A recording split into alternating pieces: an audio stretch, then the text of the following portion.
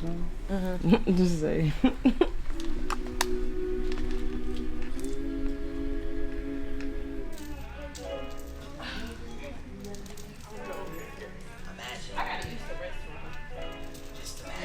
Got something to say? It was great. I loved it. I definitely want to teach more group classes. So it was fun. Yes, yeah. Everything that we wanted to accomplish today, we did. Yes. I'm so thankful for my partner here, my partner in yoga, my sister in this movement, and just our ability to be able to bring community together and to continue to foster healing, because this is what we need in order for us to continue to dedicate every day to elevation. Yes, so that's the goal. That's the goal. Let's keep doing this. We deserve it, and we are worth it. Okay. I'm ready. To get the day started, get this weekend started, get our minds right, because we gotta understand that the child protection system, it has to be abolished, but it starts with our mind and believing that it can happen. So that's what it's about. Seeing these mothers with their daughters and with their sons. I mean, that's what it's about. Coming together. See this love right here. That's what it's about. Oh my God. This is what Black family is about. This happiness. And so before I finish, I just want us all to stand up for a second. Because on the last part of that, it says you have to remove your fear. Right? And in being in this work, I've seen that. I've seen mothers become powerless and defenseless when CPS comes and knocking and trying to retaliate against them. But we have to understand that we hold the power inside of us. And if somebody has taken your child and you hold that, if they have kidnapped your child, there should be nothing that can stand in the way of you getting your child back. That walk up, right? Vanguard up, right? That we are going to fight for ours. And so if anything happens to anybody in this room, we got to release that fear because we know we coming. It is us. We are going to show up. And so release this fear. And let's fight. Fist up, fight back. Fist up, fight back. Fist up, fight back. Fist up, fight back. Yes. Black power, Black power. That's what we have. We have the power. So as we're standing, if you have a card, a question, please pass them down to the end. We'll collect those and we'll go over those questions. But let me give you a case study, a concept of how this could go for you and how it went for my sister. So my sister had an investigation. This is talking about that change campaign. This is what Amanda did for her. She called her, someone wanted to investigate her because the father of the children whooped him and he left a mark. Okay? So she was getting investigated. She did everything that Amanda told her to do. The CPS investigators showed up at her house with the cops several times. They never opened the door. They sit there and watch them in the window. We're not opening the door for you. You can leave. If you don't have a warrant, you can't come in here. That's right. What was it? 45 days later, my sister, they never talked to her kids. She homeschools her kids. So you can't go to school and find them. They belong to her. 45 days later, she got a letter in the mail from CPS. We have completed our investigation. We didn't find anything. They never touched the kids. That is the power that you have. Please understand. Because if they would have started talking to my nephews, they would have had a whole lot of stuff. They could have came back and said all of this, right? And they would twist that whole narrative. So stand in your power, know your rights, and stop talking. Stop giving the information.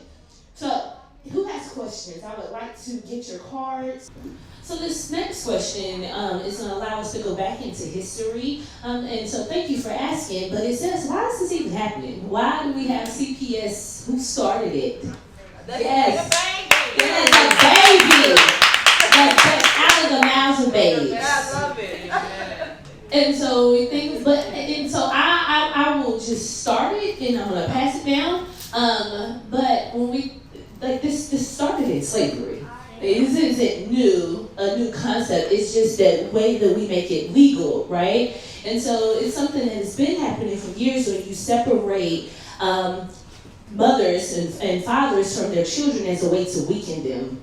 I will threaten to take your child away if you don't do what it is that I said that I was going to do. I will sell your baby to another master. Is that not the same thing that's happening right now? And so they've been able to find a way to do it in a legal way where they continue to capitalize off of our pain. But I'll pass it down to our panelists if you want a more foundational response. That's absolutely right. Enslavement at the very root of it. And so if we want to talk about the first foster agency in the United States.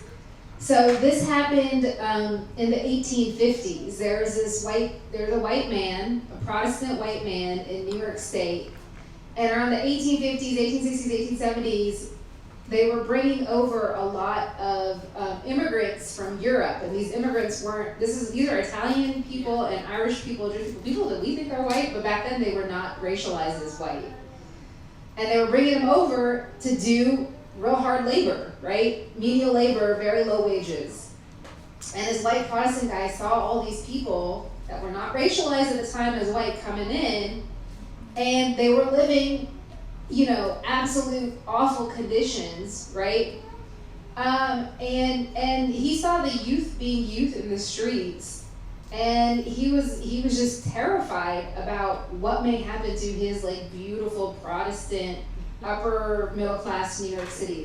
And it's really scary because if you look at the words he used, it's the same as Ronald Reagan did when he was talking about super predators. And we're talking about 1850s. Super predators or black men, just so that you know, they consider black men super predators. Right. So he started the first foster agency, and I don't use the word care. Foster agency is called the Children's Aid Society. And if you look back, there are historical records of those cases, and if you look back at those cases, it was not clean water in the home, right? It's the same stuff that we see now, like kids left unattended while mom and dad at work. Mom and dad fighting in the house, right? And someone made a report. It's the exact same thing from 200 years ago. And so he starts his agency and the New York State's giving him money to do this, and he gets this reputation with the way white liberals do, hey, I'm serving the colored people, and he gets a reputation, gets really into it. The government keeps giving him more and more money, and he's like, well, you know what I'm actually gonna do? We've got the end of slavery happening, we have all this work that needs to happen, right, out in the fields, and we don't have people to do the work, so I'm gonna take these kids, I'm gonna put them on trains, I'm gonna say they're orphans, even though they're not orphans, and I'm gonna send them all over the country to become indentured and enslaved labor all over the country. And that's what he did, and it's called the orphan train. So that is there are so many roots of family separation, including first and foremost enslavement, but in terms of the first foster agency, the Children's Aid Society, which exists in New York City till this day, that's that history. Then you fast forward, again, we look at the civil rights movement, right? And we look at Black women. This is one of the great untold stories of the civil rights movement, the way Black women radicalized Martin Luther King, right? We think of him as this economic justice, anti-imperialist. It's because Black women called him out. They were like, my dude, you can't just talk about voting. There's so many issues in our communities. So Black women are at the forefront of building this anti-capitalist, anti-imperialist narrative and saying, this world that you're building, we don't want a part of it. We want money to stay in the home and care for our children. And you've been giving white low-income mothers money for all this time. Now it's our turn to start giving us money. And in that moment, the federal government started to increase money for the foster system. And instead of giving Black caretakers, brown caretakers money to stay at home and take care of their kids, they would remove their kids. And you saw the federal government increase its money for the foster system. That was the first period increase. Is as a backlash to the civil rights movement, and in particular to the leadership of Black caretakers.